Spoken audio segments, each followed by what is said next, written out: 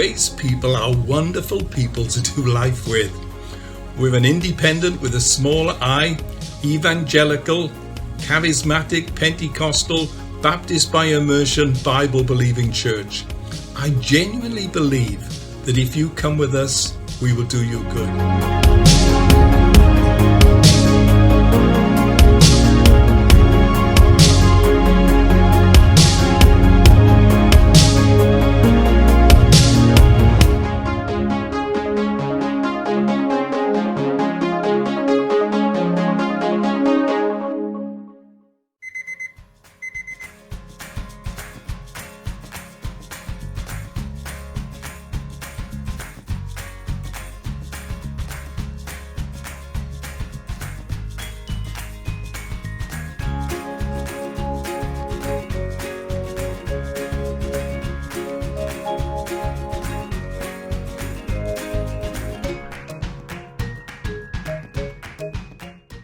Church online's off. Terza!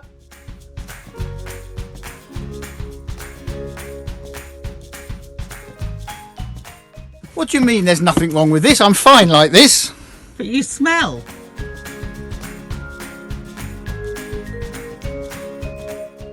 Andy, it's time to come in. Andy?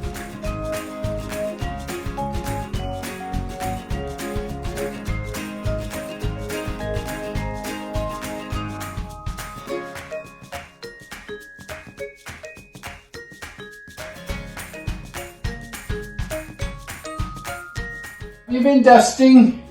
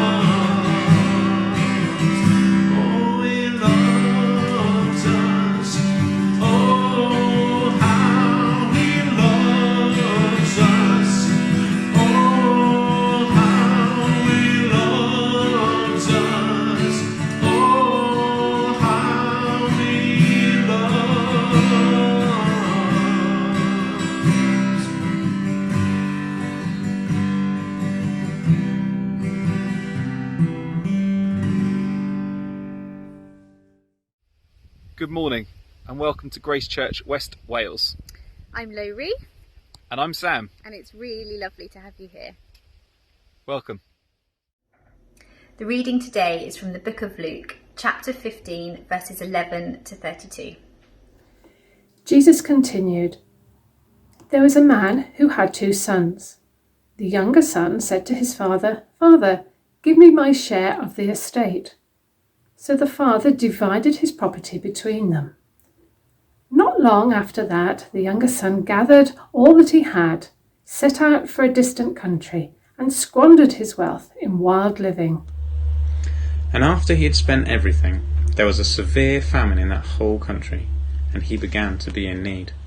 So he went and hired himself out to a citizen of that country, who sent him to his fields to feed pigs. He longed to fill his stomach with the pods that the pigs were eating, but no one gave him anything. When he came to his senses, he said, 'How many of my father's hired servants have food to spare? And here I am, starving to death. I will set out and go back to my father and say to him, Father, I've sinned against heaven and against you. I am no longer worthy to be called your son. Make me like one of your hired servants.' So he got up and went to his father. But while he was still a long way off, his father saw him and was filled with compassion for him. He ran to his son, threw his arms around him, and kissed him. The son said to him, 'Father, I have sinned against heaven and against you. I am no longer worthy to be called your son.' But the father said to his servants, 'Quick, bring the best robe and put it on him. Put a ring on his finger and sandals on his feet. Bring the fattened calf and kill it. Let's have a feast and celebrate. For this son of mine was dead and is alive again. He was lost and is found.' So they began to celebrate. Meanwhile, the older son was in the field. When he came near the house, he heard music and dancing. So he called one of the servants and asked him what was going on. 'Your brother has come,' he replied, 'and your father has killed the fattened calf because he has him back safe and sound.' The older brother became angry and refused to go in. So his father went out and pleaded with him. But he answered his father, 'Look, all these years I've been slaving for you and never disobeyed your orders. Yet you never gave me even a young goat so I could celebrate with my friends. But when this son of yours, who has squandered your property with prostitutes, comes home, you kill the fattened calf for him.' 'My son,' the father said, 'you are always with me, and everything I have is yours. But we had to celebrate and be glad, because this brother of yours was dead and is alive again. He was lost and is found.'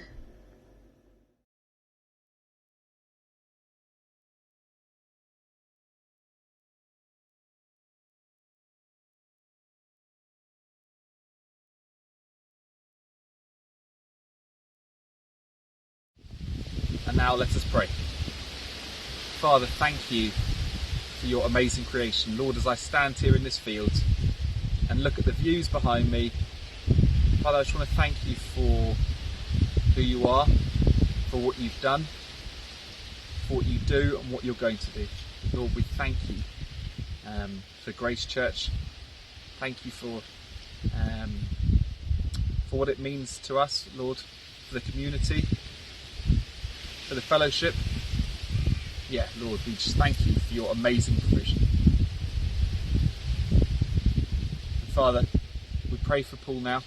Give him the words to speak to us. Father, we pray that they will heavily impact our lives, Father, that what he says will be words that that help us as we go into our week ahead and month ahead and our life, Father. We thank you for that. Amen. And now I'm going to introduce Emily, who's going to sing a song. She's an amazing talent from Grace Church. He is Jealous for Me is the song.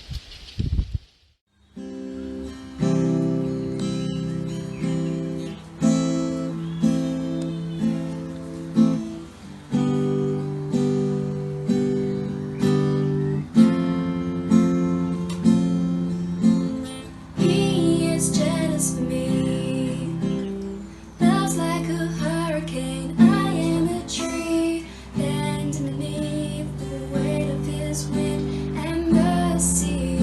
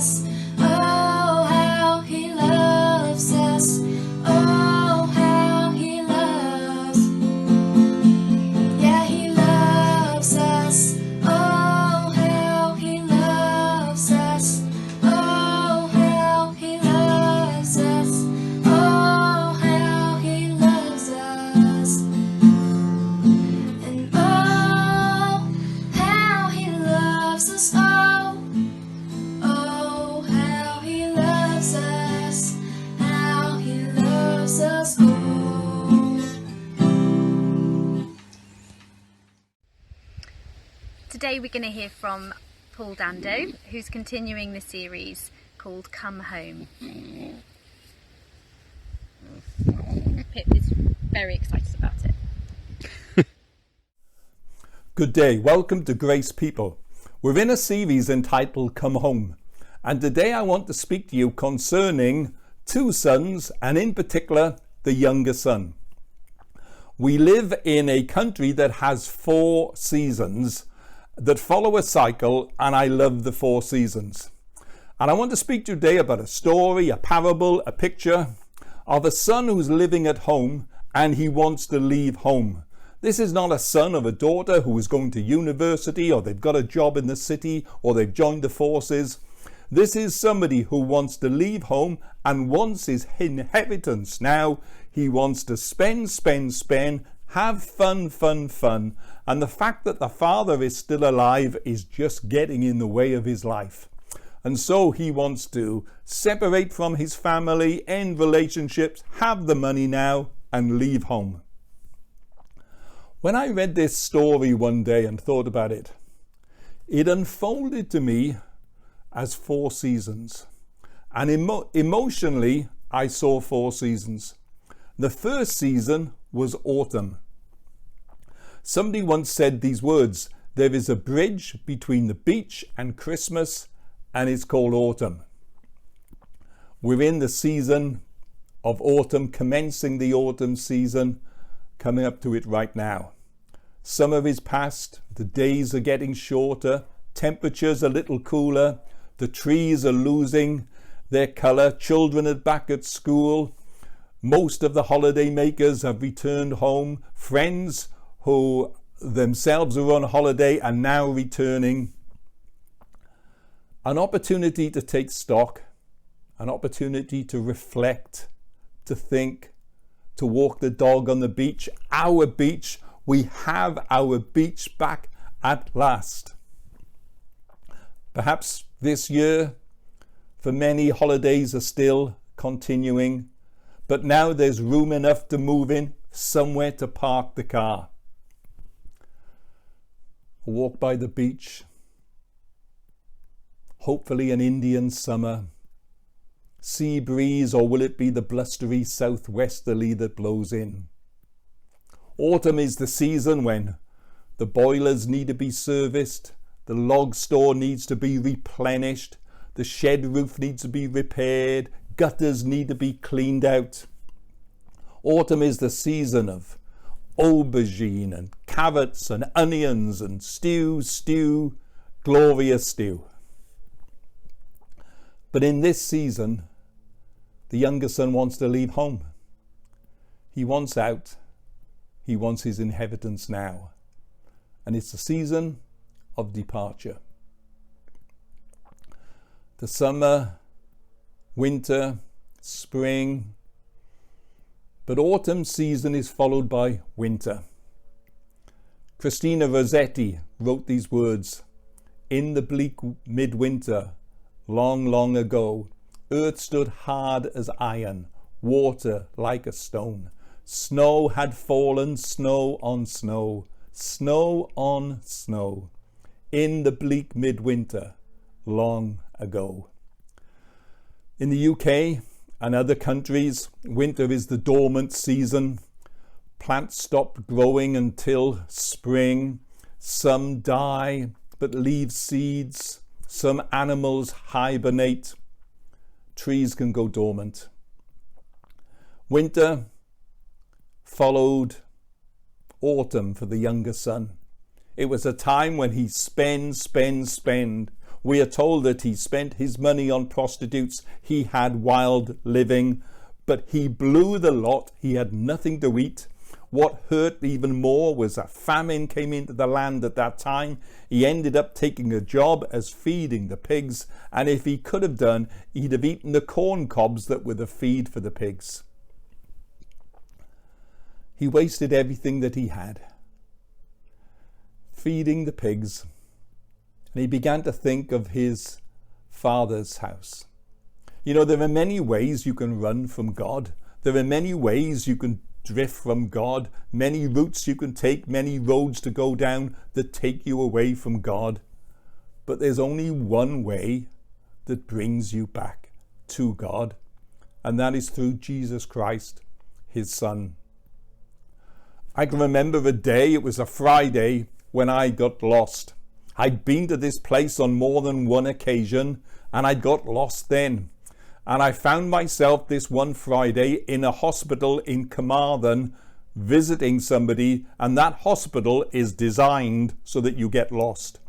The corridors are curved, so as you're walking along these long corridors, you cannot see the end of the corridor. You cannot see the destination, so you do not even know if you're in the right corridor going the right way. If somebody was in that hospital in November or December, I don't think I'd visit them in case I got lost and missed Christmas. It's easy to get lost or to lose something. I very often lose my car keys, and my wife Pearl will ask this question, well, where did you have them last?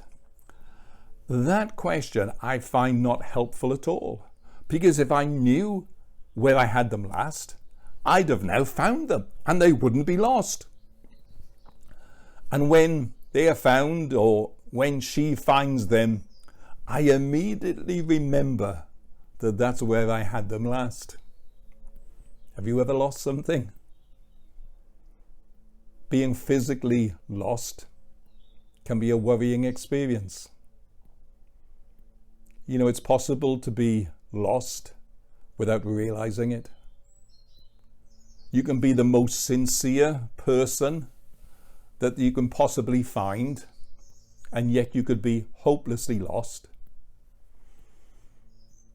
We don't have to be alone to be lost. You can be with other people. You can be in a crowd and still be lost. And if you speed up, if you run faster, that doesn't help either. Speed, like sincerity, is no help to being lost. The son, the younger son, was lost. He'd lost his way.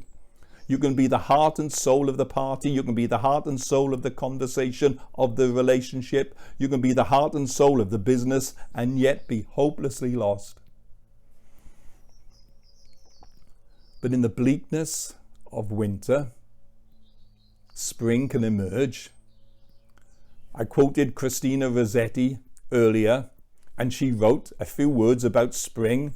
There is no time like spring, when life's alive in everything, before new nestlings sing, before cleft swallows speed their journey back along the trackless track, God guides their wing. He spreads their table that they lack nothing, before the daisy grows a common flower, before the sun has power to scorch the world up in his noontide hour. This poem describes the way life begins all over again in the spring. And for the younger son, springtime in the harshest of winters began to emerge. He thought of his father's house, the realization that his father's servants lived better than he did. They were fed better than he was. They were clothed better than he was. And he began to come to this wonderful statement and these wonderful words. He came to his senses.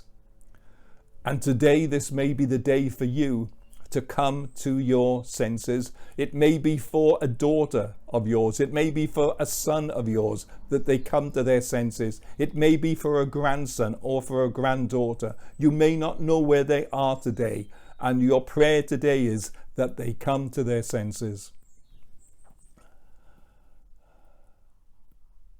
Few wonderful words. But what's going over his mind is this. When I see my father, what shall I say?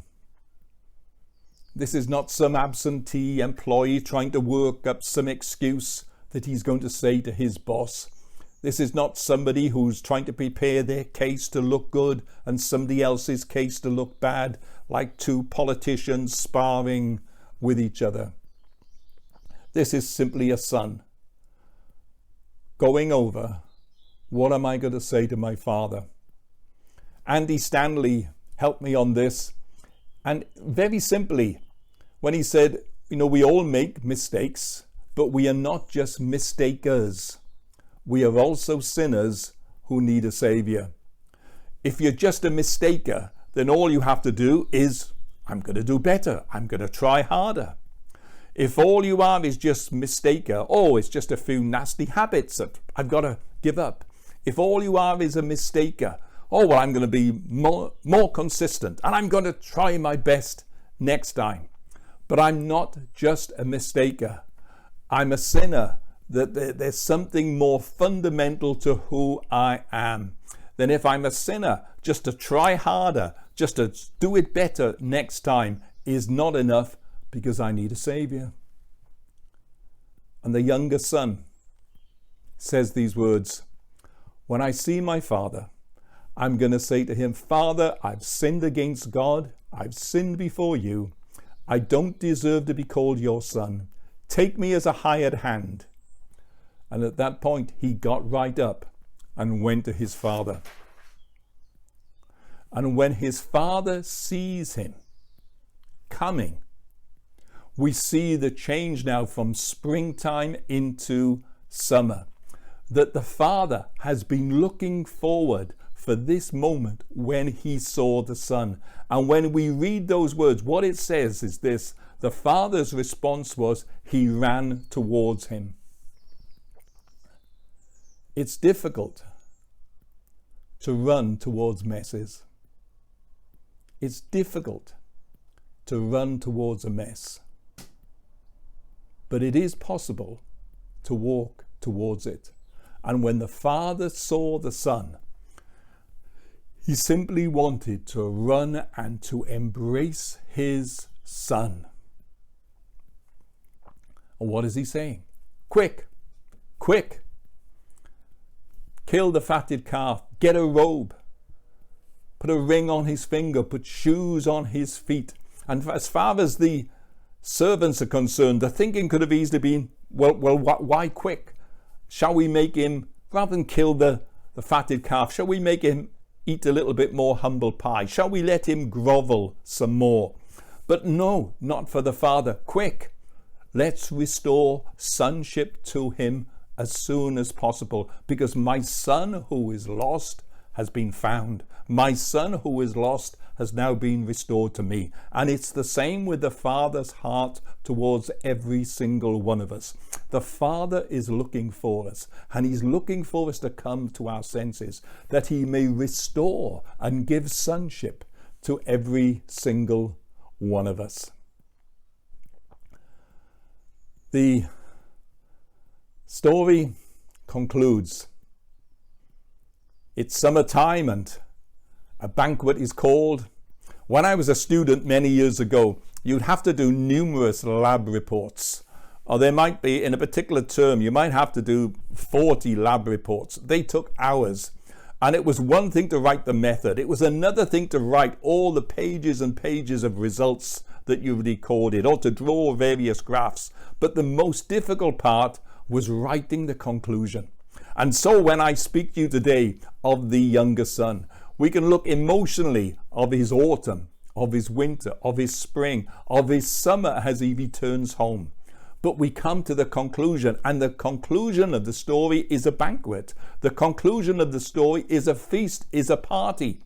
We are not told what happens concerning this family. It's like one of those films, one of those movies you've been watching. It suddenly comes to the end, and you think, oh, is that it? Is it ending now? The grand finale is the banquet. And it's time for a banquet. It's time for my younger son to be restored. The father wants to celebrate the relationship of his younger son. But his challenge was this: both sons did not want to go to the banquet, because initially the younger son felt unworthy. He didn't deserve a banquet. He has not behaved well. He doesn't look good like the older brother looked good. And so for the younger brother, the younger son, he had to get over his feeling of unworthiness. But the older son, he would agree that the younger son was unworthy. But he also thinks the banquet should be for him in his honor, because he has lived a good life. He didn't want to go in either. And in conclusion in this, we find this: the bigger the mess, the bigger the grace.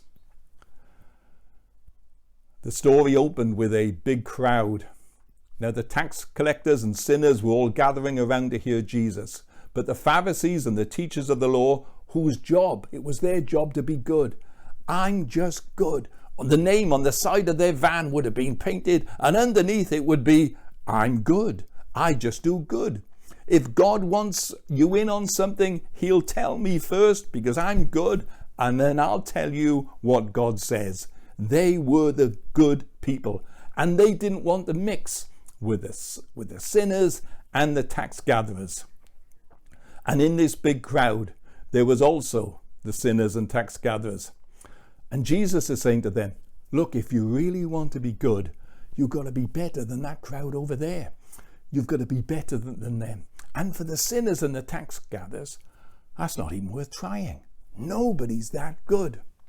And Jesus is saying, that's the issue. You're never good on your own. You're never good enough in your own strength. There's only one that's good enough, and that's God.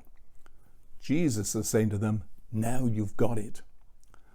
And for you of the good company, whose job it is to do good, be good, Mr. Good, there are times you're not going to do it. There are times you're going to think incorrectly, act incorrectly, do a wrong deed. And you have to accept, you have to realize that there is only one who's good, and that is God. And to the Pharisees, they struggled trying to grasp grace, because grace is unfair. It's not about fairness. Grace is not fair. It's about relationship. It's about restoration. Grace is wonderfully unfair. You have been redeemed, you have been accepted, and God loves you not because of your behavior, but because of the price that Jesus Christ paid on the cross for every single one of us. And our Heavenly Father receives us not on our bad works. Our Heavenly Father receives us not because of our good works, but our Heavenly Father receives us through His grace and mercy through His Son Jesus Christ. We all love a good story. But whether your life has been a reckless life, or whether you feel you've been Mr. Goody Two-Shoes, there's a message here for everybody. God the Father seeks a relationship with all, but not based on what we've done, but based on the grace and mercy of Jesus Christ for every single one of us. I've quoted Christina Rossetti twice. I might as well finish with a quote, a few words from her. What can I give him, poor as I am? If I were a shepherd, I would bring a lamb. If I were a wise man, I would do my part. Yet, what I give him my heart. God bless you all. Come, let us return unto the Lord. Come, let us return unto the Lord. Come, let us return unto the Lord. Come, let us return unto the Lord. Come, let us return unto the Lord. Come, let us return unto the Lord. Come, let us return unto the Lord. Return unto the Lord. For He has taught us, but He will heal us.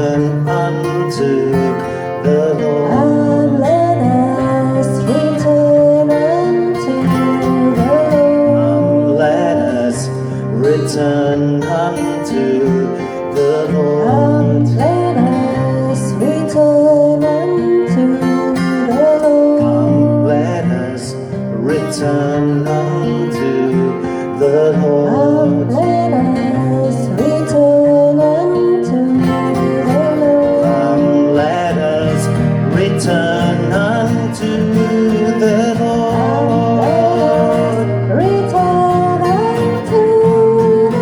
For he has told us what he will heal us. For he has wounded us, but he will bandage us, and he will come to us like rain, spring rain. He will come to us like rain, spring rain. He'll come. He will come to us like rain, spring rain. He will come to us like rain, spring rain. For every child needs rain, spring rain. For every child needs rain, spring rain. For every soul needs rain, spring rain. For every soul needs rain, spring rain.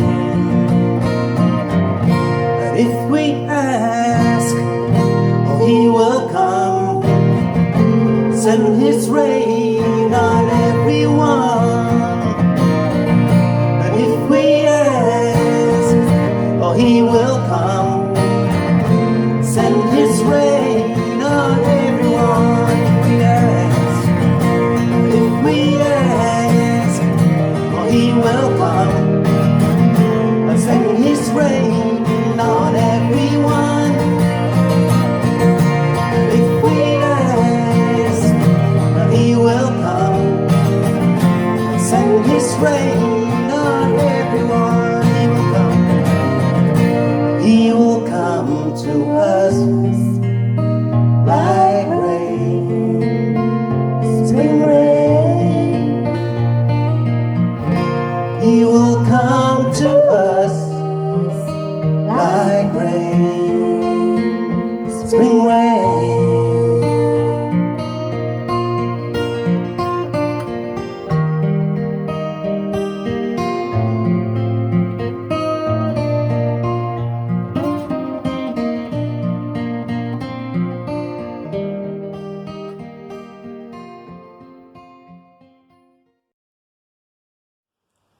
Be blessed, whoever you are, whatever stage of life you're at, whatever season you are facing at this point of your life. Be blessed.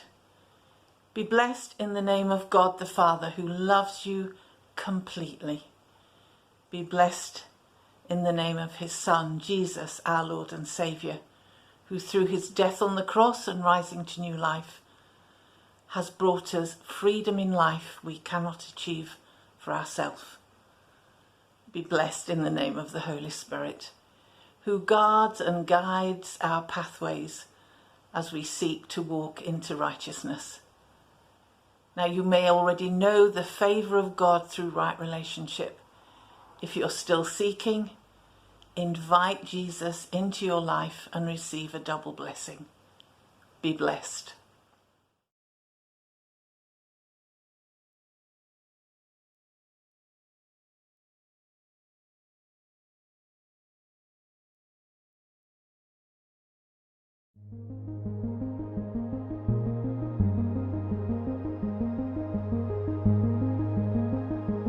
Now, we don't need to be members of the armed forces. We don't need to be ordained to be the servant of many. We just need to be who Christ has called us to be. And in that we We need to be in good relationship with heaven and with people. Coaching!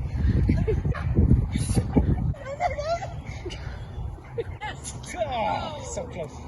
I'm doing it like I can't see when it's up in the air. I'm trying to give you as much tape. Oh!